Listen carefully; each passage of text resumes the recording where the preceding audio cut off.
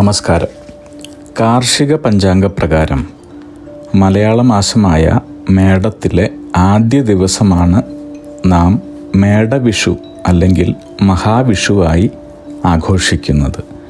കേരളം കൂടാതെ പല ദേശങ്ങളും ഈ ദിവസമോ ഇതിനോടനുബന്ധിച്ചിട്ടുള്ള ദിവസങ്ങളിലോ ഈ ആഘോഷാചാരങ്ങൾ നടത്തുന്നുണ്ട്. ഉദാഹരണത്തിന് ആസാമിലെ ബിഹു, പശ്ചിമ ബംഗാളിലെ പൊയില ബൈശാഖ്, ബീഹാറിലാണെങ്കിൽ ബൈഹാഗ്, പഞ്ചാബിൽ ബൈശാഖി, തമിഴ്നാട്ടിൽ പുത്താണ്ട്. ഇങ്ങനെയാണ് നമ്മുടെ വിഷു അവർ ആഘോഷിക്കുന്നത്. ഇനി വിഷു എന്ന വാക്ക് വിഷുവം എന്ന പദത്തിൽ നിന്നാണ് ഇത് ഉണ്ടായിട്ടുള്ളത്. ഇതുകൊണ്ട് അർത്ഥമാക്കുന്നത് തുല്യമായത് എന്നാണ്. അതായത് രാവും പകലും തുല്യമായ ദിവസത്തെ വിഷു എന്ന് വിളിച്ചു തുടങ്ങി. മഹാവിഷു അല്ലെങ്കിൽ വിഷു എന്നറിയപ്പെടുന്ന നമ്മുടെ ഈ ആഘോഷത്തിന് പിന്നിൽ ഒട്ടേറെ ഐതിഹ്യങ്ങൾ നിലവിലുണ്ട്. അതിൽ ഒരു പുരാണ കഥ കേട്ടോളൂ. ഒരിക്കൽ 3 ലോകങ്ങളും നരകാസുരൻ്റെ ഉപദ്രവത്താൽ വലഞ്ഞു. എല്ലാവർക്കും ബുദ്ധിമുട്ട്. തുടർന്ന് ശ്രീകൃഷ്ണനും പത്നി സത്യഭാമയും ഗരുഡാരൂഢരായി നരകാസുരനുമായി യുദ്ധത്തിനെത്തി. യുദ്ധത്തിൽ മുരൻ, താമ്രൻ, അന്തരീക്ഷൻ, ശ്രവണൻ, വസുവിഭാസു, നപസ്വാൻ, അരുണൻ തുടങ്ങിയ അസുരന്മാരെയെല്ലാം വധിച്ച് ഒടുവിൽ നരകാസുരനെയും നിഗ്രഹിച്ചു. മഹാവിഷ്ണുവിൻ്റെ അവതാരമായ ഭഗവാൻ ശ്രീകൃഷ്ണൻ നരകാസുരവധം നടത്തിയ ദിനമാണ് വിഷുവായി കൊണ്ടാടുന്നതെന്നാണ് ഒരു ഐതിഹ്യം. അതുപോലെ വിഷു, വിഷുഫലം ഇവ രണ്ടും തന്നെ കേരളീയർക്ക് ഒട്ടും ഒഴിച്ചുകൂടാൻ സാധിക്കാത്ത കാര്യങ്ങളാണ്. വിഷുവിൻ്റെ പ്രാധാന്യം നോക്കാം. വിഷുവിനോടനുബന്ധിച്ച് ആചാരപരമായി ഏറ്റവും പ്രാധാന്യം കൽപ്പിക്കുന്നത് വിഷുക്കണിക്കാണ്. സൂര്യൻ മേടം രാശിയിലേക്ക് സംക്രമണം നടത്തുന്ന സൂര്യോദയത്തിലാണ് വിഷുക്കണി ദർശിക്കേണ്ടത്. ശുഭമുഹൂർത്തത്തിൽ വിഷുക്കണി ദർശിച്ചാൽ അടുത്ത വിഷു വരെ സർവൈശ്വര്യങ്ങളും സമൃദ്ധിയും അനുഭവിക്കാൻ സാധിക്കുമെന്നാണ് വിശ്വാസം. വിഷുമുഹൂർത്തത്തിൽ തന്നെ വിഷു കൈനീട്ടം സ്വീകരിക്കുന്നത് സമ്പത്ത് സമൃദ്ധി പ്രദാനം ചെയ്യുന്നതായി വിശ്വസിക്കുന്നു. എല്ലാ സമസ്ത ഐശ്വര്യങ്ങളും സമ്പത്തും ജീവിതത്തിൽ ചൊരിയുവാൻ വിഷു ആചരിക്കുന്നു. സൂര്യൻ ഒരു രാശി മാറി അടുത്ത രാശിയിലേക്ക് സഞ്ചരിക്കുന്നതിനെ സംക്രാന്തി എന്ന് പറയുന്നു. സംക്രാന്തികളിൽ ഏറ്റവും പ്രധാനമായവ മഹാവിഷുവം, അതായത് മേഷാദി എന്നാണ് പറയുന്നത്. കേരളത്തിൽ പ്രധാനമായും 2 വിഷുവാണ് വരുന്നത്. മേടത്തിൽ വരുന്ന മേടവിഷുവും തുലാമാസത്തിൽ വരുന്ന തുലാവിഷുവും. സൂര്യൻ മേടം രാശിയിൽ പ്രവേശിക്കുന്ന ദിവസം ഭൂമധ്യരേഖാ പ്രദേശത്ത് സൂര്യപ്രകാശം 180 ഡിഗ്രിയിൽ നേരെയാണ് പതിക്കുന്നത്. ഈ ദിവസം രാത്രിയുടെയും പകലിൻ്റെയും സമയദൈർഘ്യം ഒന്നായിരിക്കും, തുല്യമായിരിക്കും. അങ്ങനെ ഋഷിവര്യന്മാരും നമ്മുടെ പൂർവികരും യാതൊരു വിധത്തിലുള്ള സാങ്കേതിക ഉപകരണങ്ങളും ഇല്ലാതിരുന്ന കാലത്ത് സൂര്യൻ്റെ സംക്രാന്തിയും ഭൂമിയുടെ അച്ചുതണ്ടിൻ്റെ പ്രത്യേകതകളും കാലാവസ്ഥാ വ്യതിയാനങ്ങൾ, മഴ തുടങ്ങിയവ വിശദമായി മനസ്സിലാക്കിയുള്ള അടുത്ത 1 വർഷക്കാലത്തെ പ്രവചനങ്ങൾ നടത്തിയിരുന്നു എന്നത് നമുക്ക് തികച്ചും അഭിമാനജനകമായ കാര്യമാണ്. യഥാർത്ഥത്തിൽ വിഷുവങ്ങളിൽ പ്രധാനമായ മഹാവിഷുവം അല്ലെങ്കിൽ വിഷു ഇപ്പോൾ 24 ദിവസങ്ങളോളം പിന്നിലാണെന്നാണ് വിദഗ്ധർ പറയുന്നത്. ഭൂമിയുടെ അച്ചുതണ്ടിൻ്റെ വൃത്താകൃതിയിൽ ചലിക്കുന്ന പ്രതിഭാസത്തിൻ്റെ വ്യത്യാസമാണ് ഇതിന് പിന്നിൽ. മുൻപ് മഹാവിഷുവം മേടമാസത്തിൽ കൃത്യമായി വന്നിരുന്നു. ഈ ഭൂമിയുടെ അച്ചുതണ്ടിൻ്റെ ഈ വ്യത്യാസം കാരണം മഹാവിഷുവം ഇപ്പോൾ മീനരാശിയിലാണ് വരുന്നത്. പക്ഷേ നാം വിഷു ആചരിക്കുന്നത് മേടമാസത്തിൽ തന്നെ തുടരുന്നു. ഇതേപോലെ തുലാമാസത്തിലെ വിഷു ഇപ്പോൾ കന്നിരാശിയിലാണ് വരുന്നതെന്നാണ് വിദഗ്ധ മതം. ഇനി ജ്യോതിഷപരമായി ചിന്തിക്കുകയാണെങ്കിൽ വിഷുവിന് ചെയ്യുന്ന കാര്യങ്ങളുടെ ഫലങ്ങൾ അടുത്ത വിഷു വരെയുള്ള 1 വർഷം അനുഭവിക്കാൻ സാധിക്കുമെന്നാണ് പറയുന്നത്. അതിനാൽ വിഷു ദിവസം ശുഭകരമായ കാര്യങ്ങൾ ചെയ്യുവാനോ തുടക്കം കുറിക്കുവാനോ ആളുകൾ ശ്രമിക്കുന്നു. പണ്ട് മുതലേ തന്നെ കേരളത്തിൽ വിഷുഫലം പറയുന്ന പതിവുണ്ടായിരുന്നു.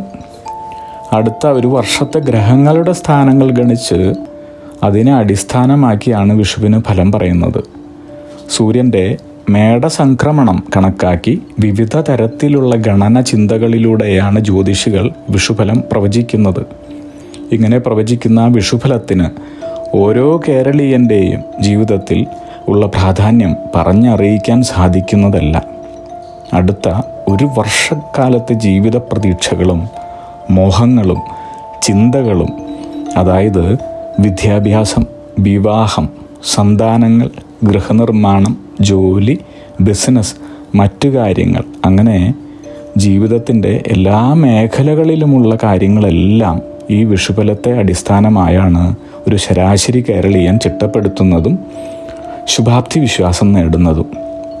വിഷുഫലമാണ് അടുത്ത ഒരു വർഷം നിങ്ങളെ ജീവിത വിജയം നേടുവാൻ, നേട്ടങ്ങൾ കരസ്ഥമാക്കുവാനുമായി നയിക്കുന്നത്. അതുകൊണ്ട് തന്നെ വിഷുഫലത്തിന് വളരെ വലിയ സ്വാധീനമാണ് ഉള്ളതെന്ന് പറയാം.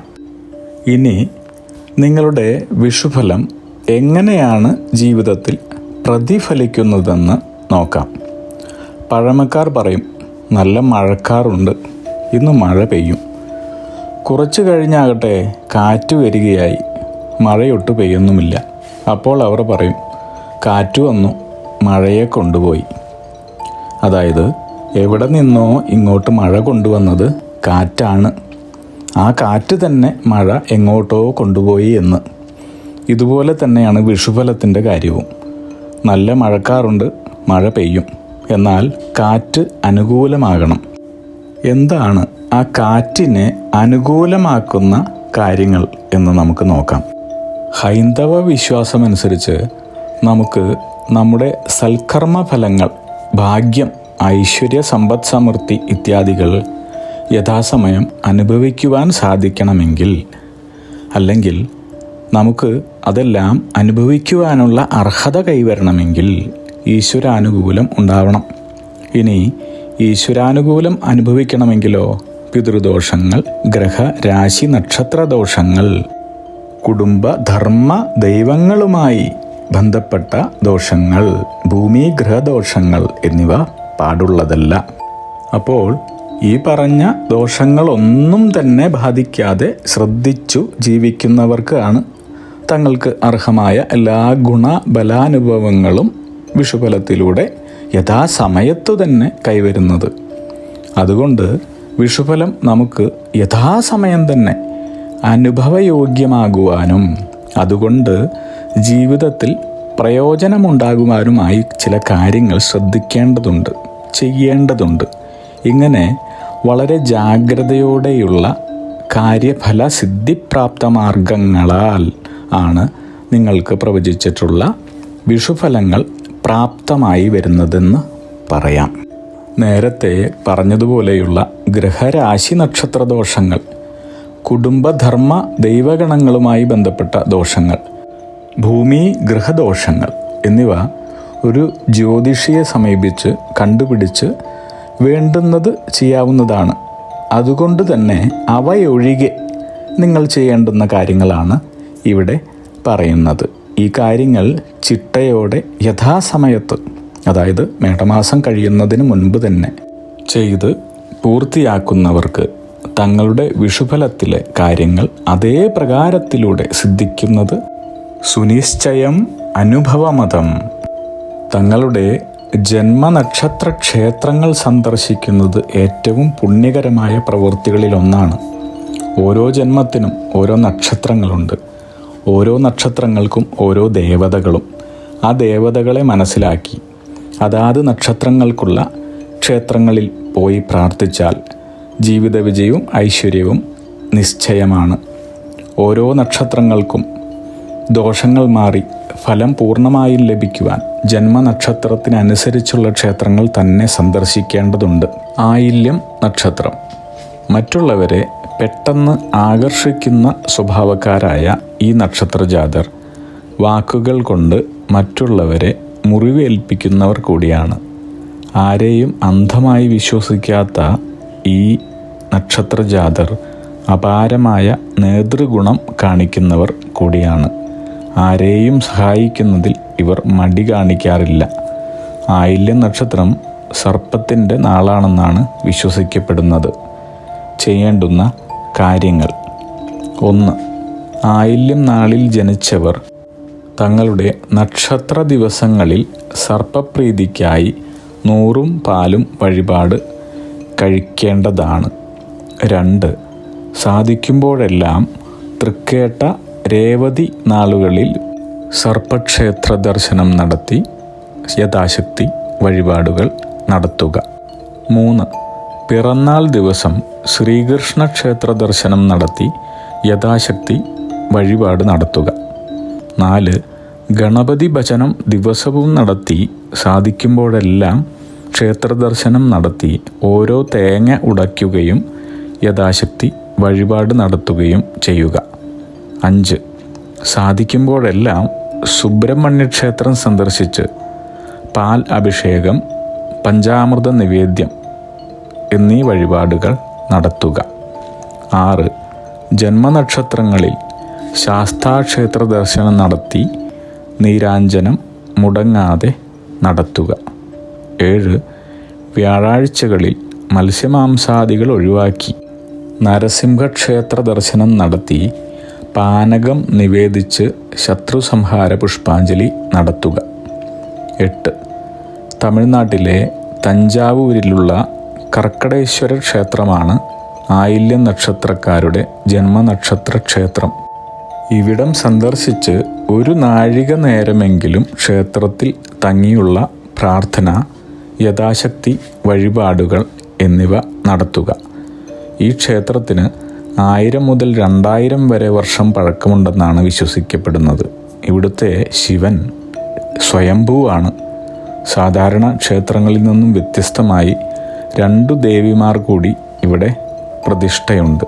2 പേരും വ്യത്യസ്ത ശ്രീകോവിലുകളിലാണ് ഉള്ളത്. ദേവേന്ദ്രൻ ഈ ക്ഷേത്രത്തിലെത്തി പ്രാർത്ഥിച്ചുവെന്നും തൻ്റെ തെറ്റുകൾ തിരുത്തിയെന്നും വിശ്വസിക്കപ്പെടുന്ന ഈ ക്ഷേത്രം തിരുത്തുദേവൻകുടി എന്നറിയപ്പെടുന്ന ക്ഷേത്രമാണ്. ഇവിടെ നിർദ്ദേശിച്ചതെല്ലാം ചെയ്യുക വഴി എല്ലാ ദോഷഫലങ്ങളെയും ഇല്ലാതാക്കി ഈ വർഷത്തെ വിഷുഫലങ്ങളെല്ലാം തന്നെ നേടുവാൻ നിങ്ങളെ സഹായിക്കുന്നു. അഗ്നിഹോത്രികളുടെ ജീവിത നിയോഗ പ്രവചനങ്ങളിലൂടെ നിങ്ങളുടെ കർമ്മദോഷങ്ങൾ നീക്കുന്നതിനും ജീവിത വിജയം നേടുന്നതിനുമായി ഞങ്ങളുടെ ബിസിനസ് വാട്സപ്പ് നമ്പറിലോ മെയിലിലോ ബന്ധപ്പെടുക.